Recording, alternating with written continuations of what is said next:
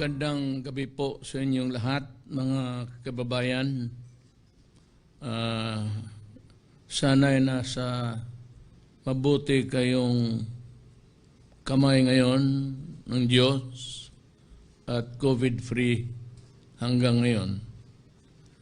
You know, we continue to rise sa transmission sa COVID. We are still trying to figure out itong mga scientists, itong mga statisticians, and those who have knowledge of how it is done, kung saan ito. It could be a late reaction doon sa mga congregation ng mga tao, or it could also be the present situation where a lot of people are around, out of their residencies, most of the Filipinos doing their work or employment for their livelihood. Hindi ko kasi mapigil na, and I do not think any country can really do that, nakulungin ko kayo lahat, unless of course it becomes a plague. Itong mga, sometimes we call it itong mga contagion as a plague.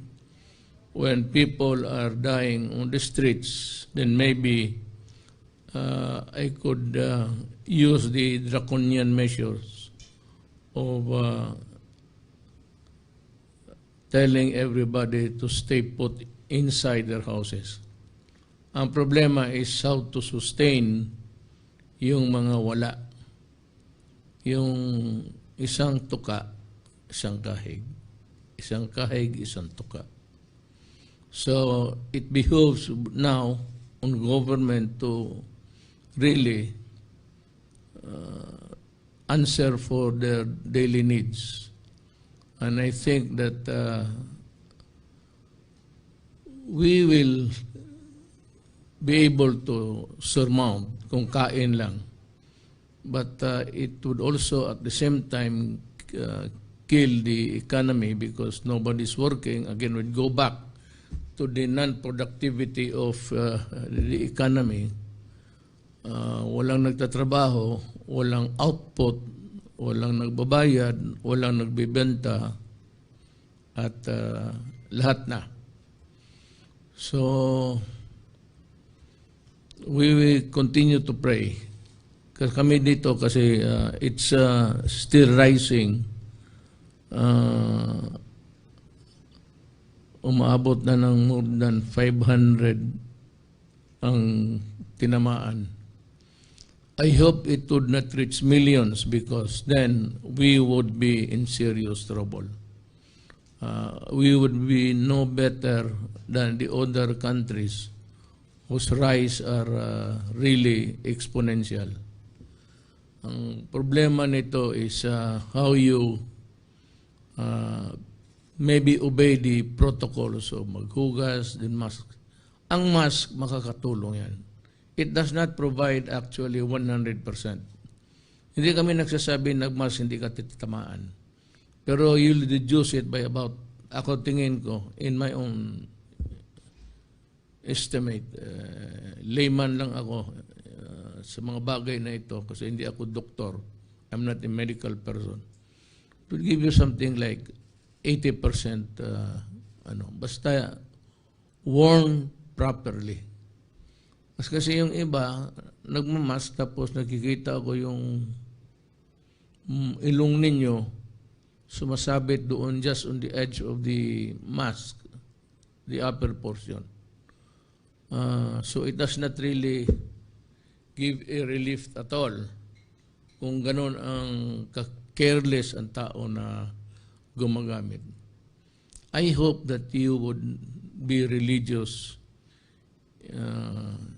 in obeying the injunctions na sinasabi ng mga ating medical persons simply because we are trying to save our country.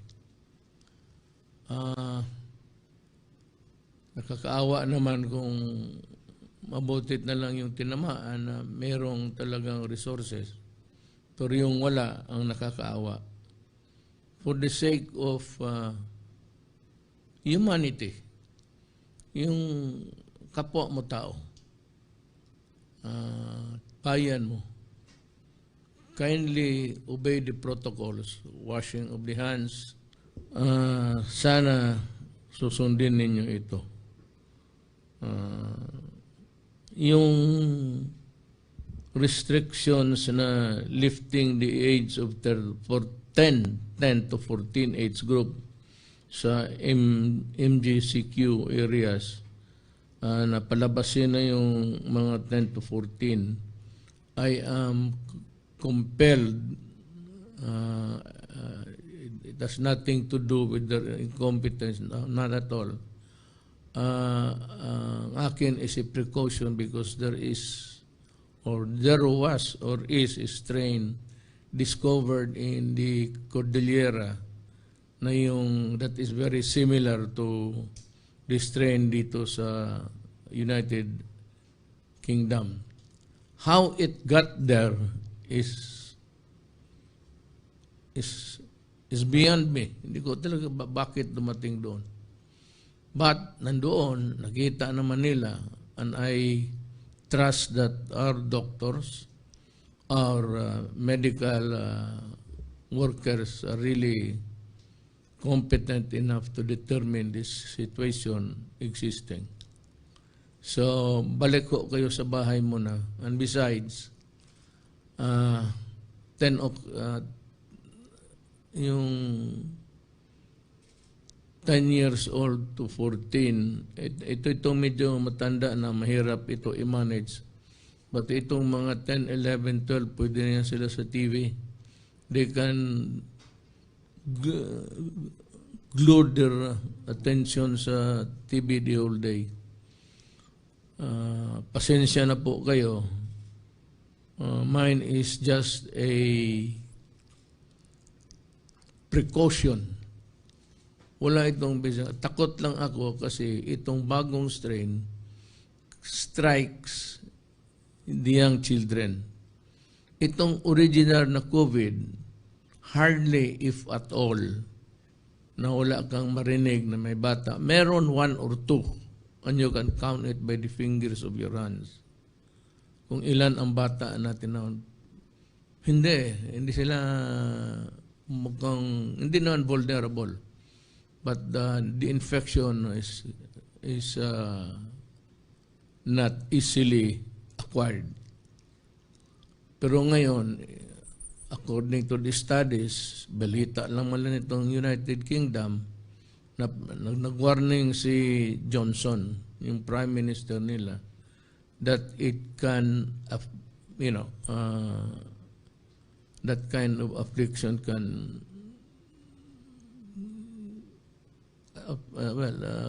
walang limit sa edad kung ilan. So, it does not have any cut off there. So, just to be sure, and in our desire to protect our people, napilitan akong i-reimpose yung 10 to 14. Not at this time. It's a sacrifice for the parents and for the children. It would limit their movements and their, that's about the time when they are playful and they need space to, move. Yan ang problema. Hindi natin sigurado.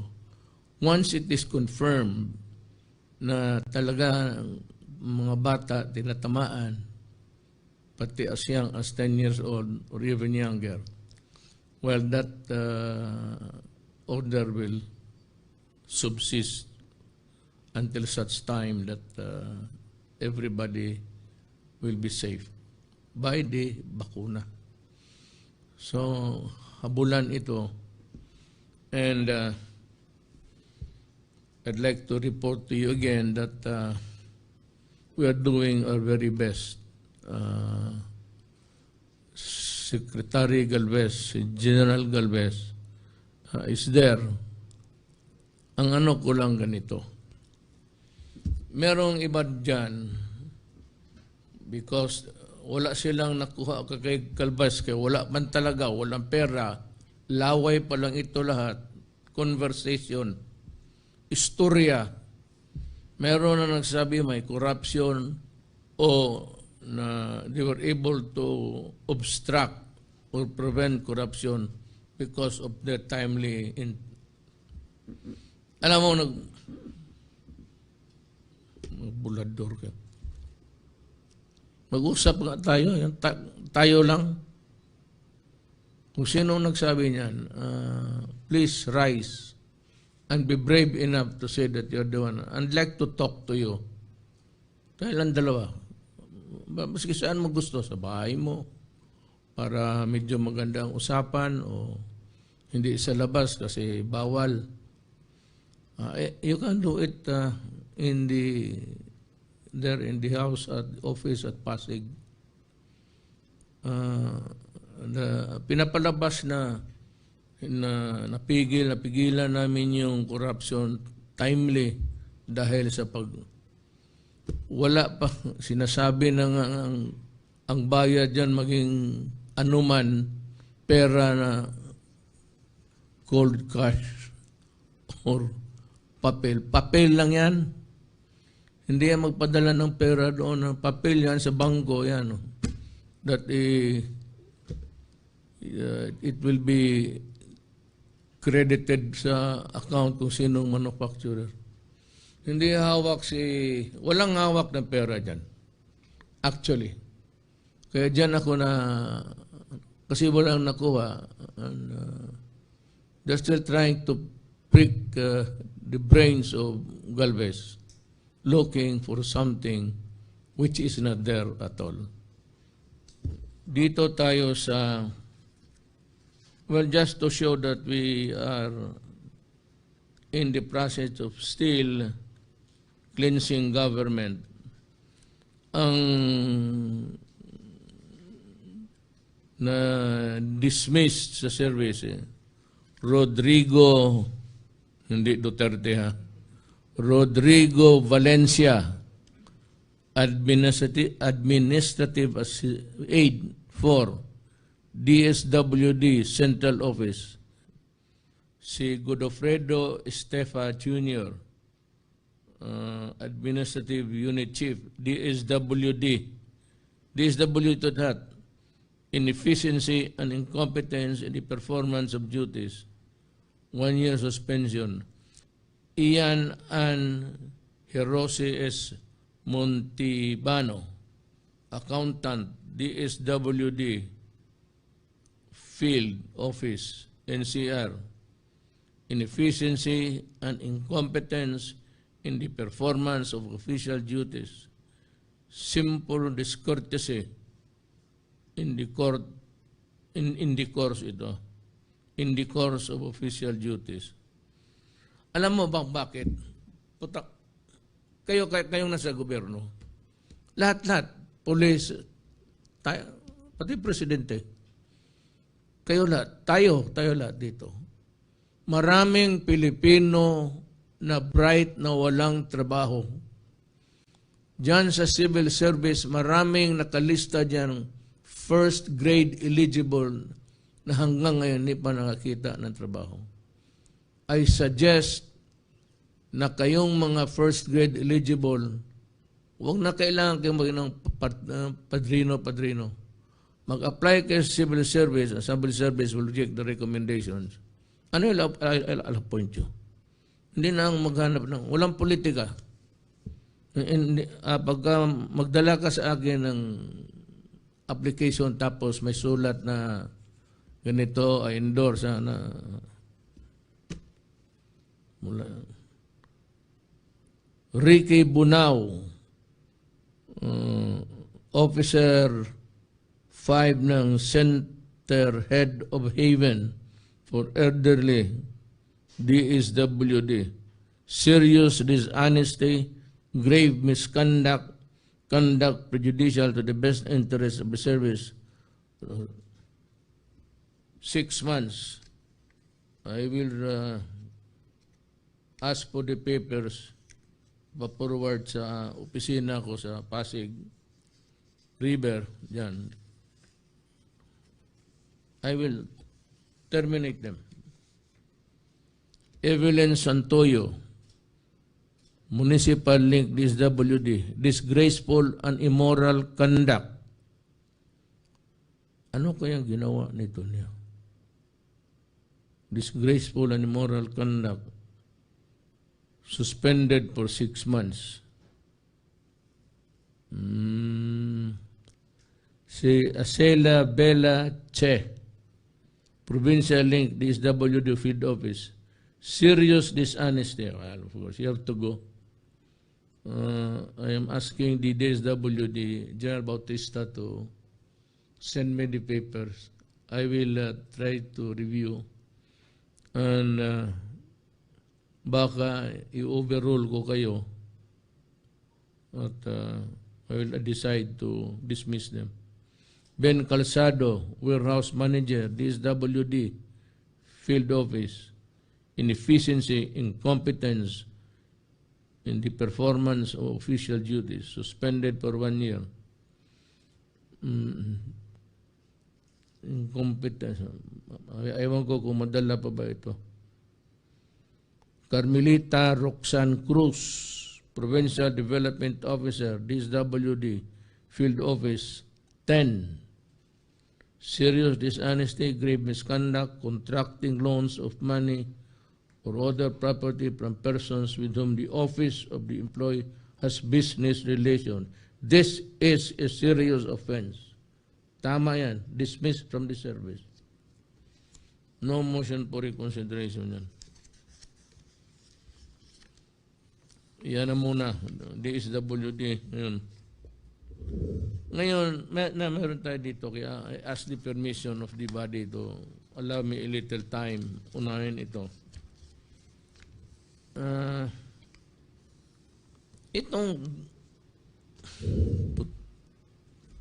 Itong corruption, at I am speaking in behalf of sa amin lahat dito, yung gamitan ng pangalan.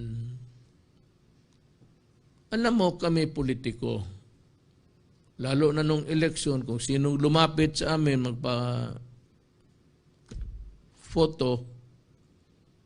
o di, politiko, buto yan eh. Ngayon, peace time na, tapos na ang eleksyon, itong lokohan na pakita nila, katabi ko sila, o sa kasal na magkakumari-kumpare kami, tapos may nilalakad, tapos sabihin na lalakarin namin yung papel mo, bigyan mo kami ng down payment ng ano.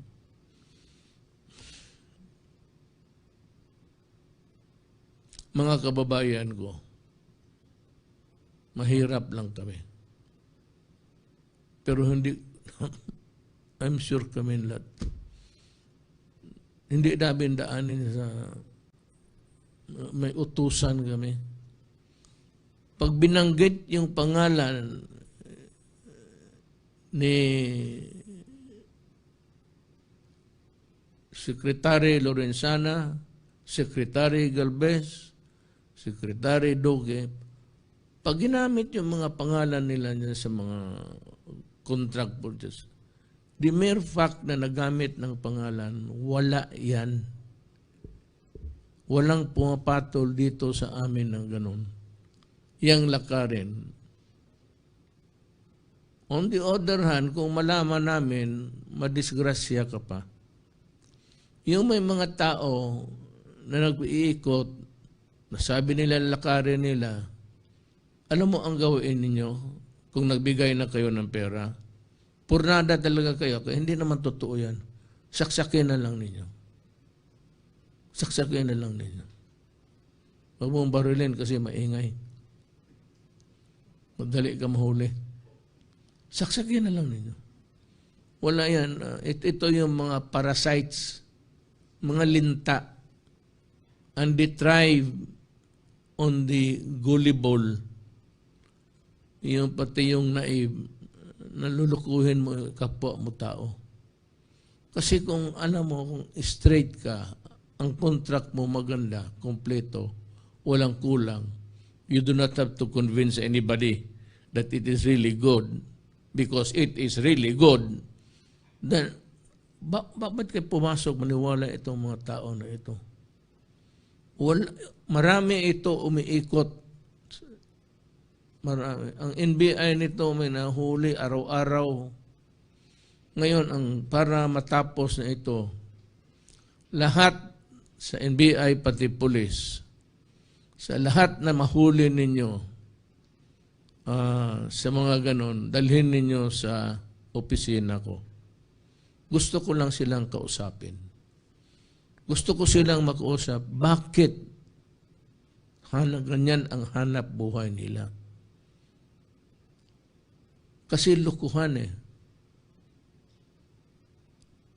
Yan ang problema dyan.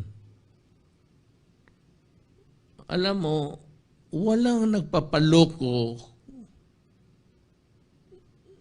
walang naloko kung walang magpapaloko. I am calling on the NBI to double their time pangpahuli nito. Hulihin ninyo ito tapos kung ma-detain ninyo sa gabi, wala pa naman bago ninyo dalhin sa korte for filing of the charge. Idaan mo nga sa Malacanang. Tignan ko lang ang pagmumuka nito. Ang sarap kasing gano'n ang muka. Yung muka ng tao, paliitin mo.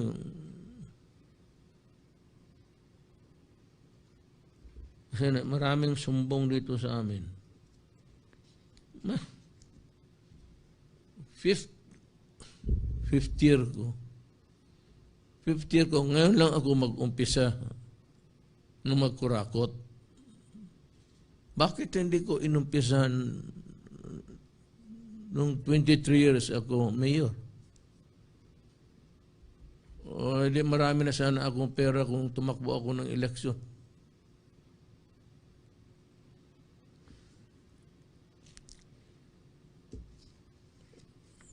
Ang mga heads of office secretaries, alam nila yan.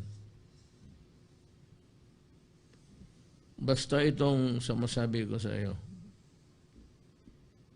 mahilig ako sa pakain yung papel. Siguraduhin mo lang na yung transaksyon na ginalalakad mo, ilan-ilan lang yung papel. Kaya kung bulto yan, magtae ka talaga ng papel 5 araw.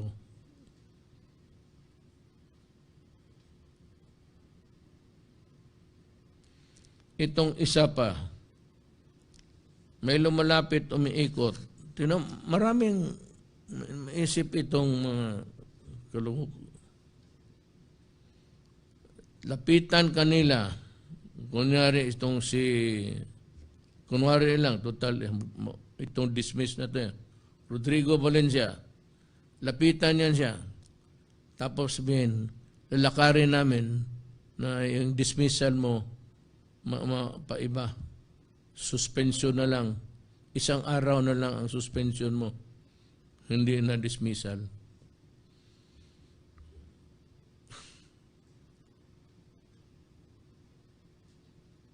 Kung ikaw naman si Rodrigo Valencia, puntahan mo na lang ako. Ibigay mo yung pera para kainin mo.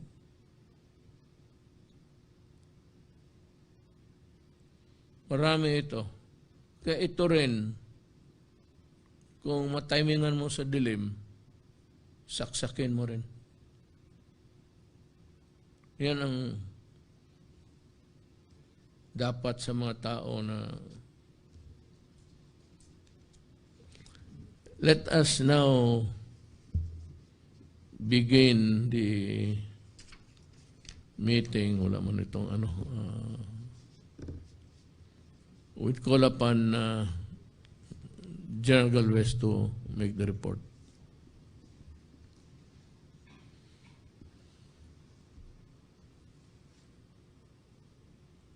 Doble-doble ang mas mo, ha?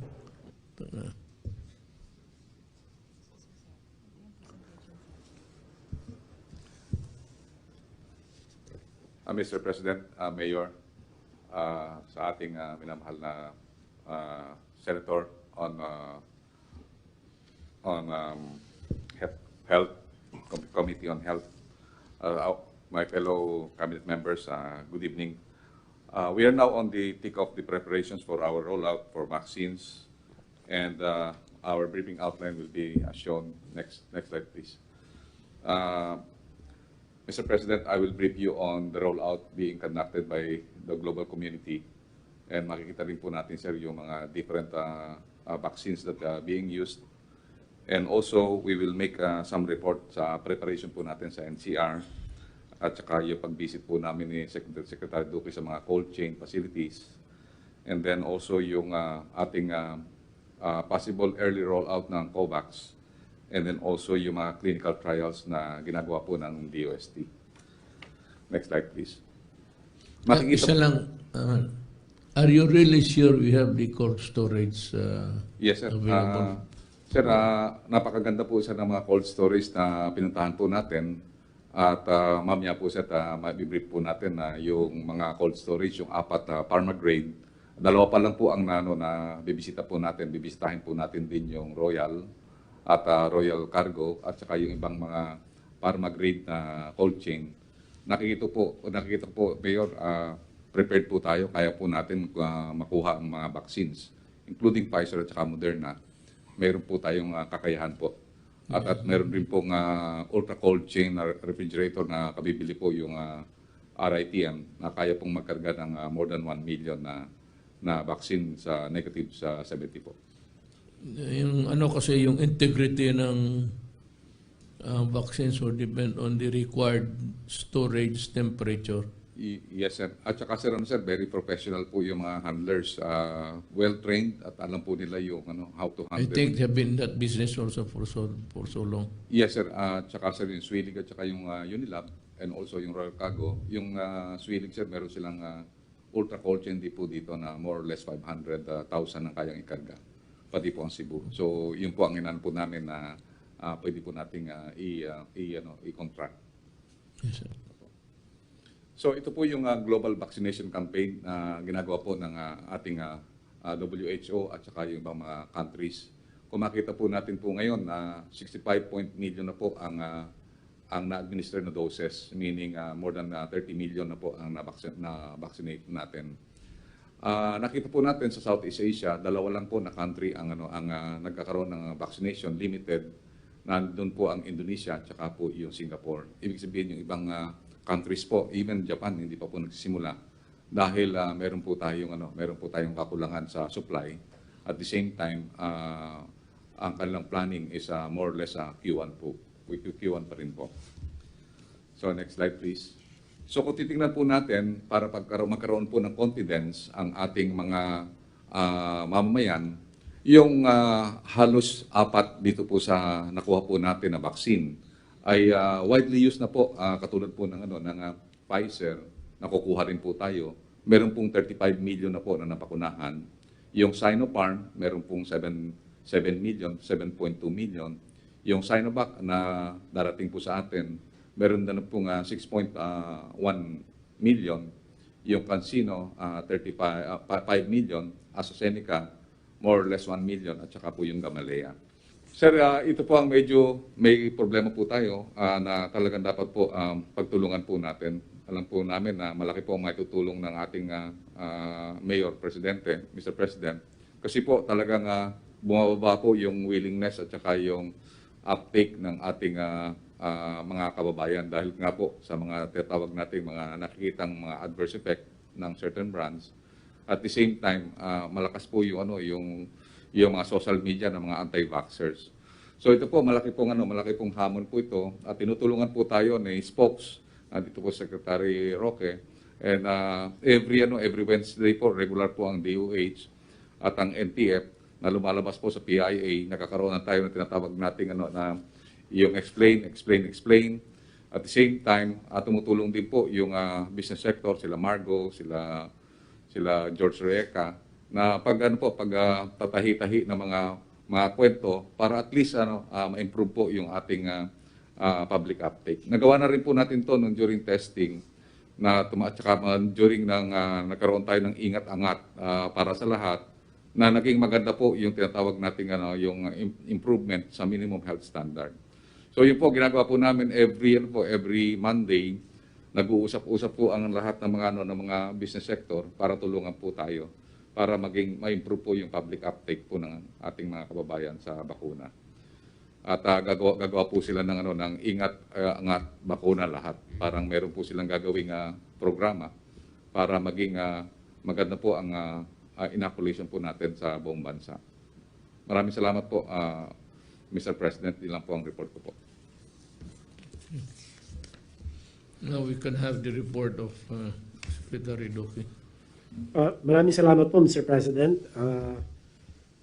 Magandang gabi po, Senator Bongo, Chair of the Senate Committee on Health and Demography, my fellow members of the IATF and the Cabinet. Muli, sa ating po mga kababayan, magandang gabi po. At hayaan po muna ninyong makapagbigay po ako ng updates patungkol po sa ating COVID-19 response. Next slide. Ngayon pong as of January 25, 2021, meron na po tayong total of 514,996 confirmed cases of COVID-19, and meron po tayong nadagdag na 1,581 na bagong kaso as of today. Ang atin po naman recoveries ay asa 92.3%. Ito naman po ay magandang number ito, Mr. President. Mataas po yung recovery rate natin. Although of course, nakakalungkot po ay meron pa rin pong pumapanaw, at sa ngayon po meron tayong 10,292 cumulative deaths, and ang case fatality rate po ay asa 2%. Bukas po, pag-uusapan ng IATF ang amin pong monthly recommendation na ibibigay po namin sa inyo, Ginoong Pangulo, for a possible change in the community quarantine statuses. So, ang Davao de Oro, Compostela Valley, Baguio City are at critical level healthcare utilization rate. Ang Nueva Vizcaya and Agusan del Norte are at high level HCUR.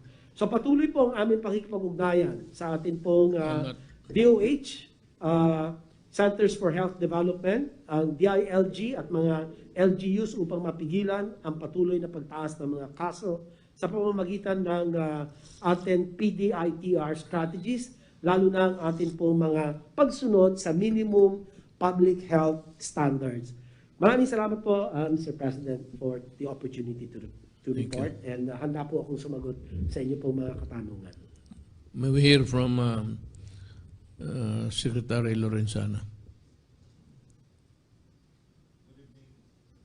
Good evening, Mayor and colleagues. Base po sa pag-uusap namin ni Secretary Galvez, kung importante po yung pag-aangkat ng bakuna, ay sa tingin namin mas importante yung rollout. Kasi po pag hindi natin naplano ito ng mabuti, ay baka masiraan tayo ng bakuna, sayang po yun. Kaya po tinanggap namin yung alok ng negosyo ni Joey Concepcion na bigyan ng pagsasanay o training ang ating military medical personnel para sila ang kasama sa pagbabakuna sa ating mga tao, lalong-lalo na sa mga probinsya. Tinanggap po namin yung alok nila at mag-uumpisa po yung training nila, I think, next week, at matatapos ito bago dumating yung bakuna. Ito po sa pag-roll out naman, ay napag-araman ko sa Philippine Navy na meron silang 4 na barko na may mga freezers na ang range ng temperature ay -15 to -18 degrees. 4 po yan, ang capacity po lahat niyan, total capacity ay 5 tons. Pwede po natin gamitin ito pag transport ng bakuna mula Manila at saka mga islands dito sa Visayas at saka dito pa sa Luzon siguro. Yung puro pong Philippine Coast Guard naman ay meron silang 9 na barko na ang temperature range ng kanilang mga freezer ay 20 to 25 degrees minus. So this is ideal, Mr. President, to transport also. Ang capacity po na total is about 526 cubic feet. So malaki-laki din po yun. Ayun po doon sa rollout na yan at ang Armed Forces po ay nasa forefront ng rollout kasi marami tayong hospitals ng mga Army at saka yung area commands na nagkalat sa buong bansa. Ito pong report ko sa OFW yung dumarating ay meron na tayong napauwi na 417,542 as of yesterday, Mr. President. Yun lang po, Mr. President. Wala na ba tayo, Bong? Ang bate, well, I said, we're winding up, and I'd like to end by saying that the only salvation, actually, for those who have not been stricken with COVID-19 and pending the rollout of the vaccine, is really that you follow the protocol of imposed by government. Pagka sinunod ninyo yan, then you have a great chances of not getting it, or at least when you get it, there's already the bakuna, then it will somehow mitigate give you the relief of the, ano tawag nito, may naisip ako kanina na ano nito, the propensity of this microbe to multiply, to increase. So ganoon na lang po, nakinig naman kayo, and well, the report, papareho lang kung nakanood kayo sa PowerPoints, ganoon pa rin. It's still dangerous. Follow the protocols of preventing it, if at all, and hopefully wait for the rollout of the vaccine. It's malapit na po. Again, to the Filipino people, yung gustong maniwala yung sa mga oposisyon, pati yung mga nagpoporma, di doon kayo. Maniwala kayo sa amin, di dito kayo. But hindi yan totoo na I take exception to itong statement that they were able to prevent corruption or an overprice because of their vigilance. No. Far from it, actually. You're just muddling up, model ginugulo lang ninyo. Matagal pa yan at dadaan pa yan kay Dominguez, and you know how Dominguez is. Tignan mo kung makalusot yan kay Dominguez, okay yan. It's not, that is not the end of everything. I mean, Galvez is not, the decision of Galvez is not the, I said, the sum total of it all. It has to be reviewed. And finally, sa akin rin, I will take a look and ask around if it is really a reasonable pricing for us.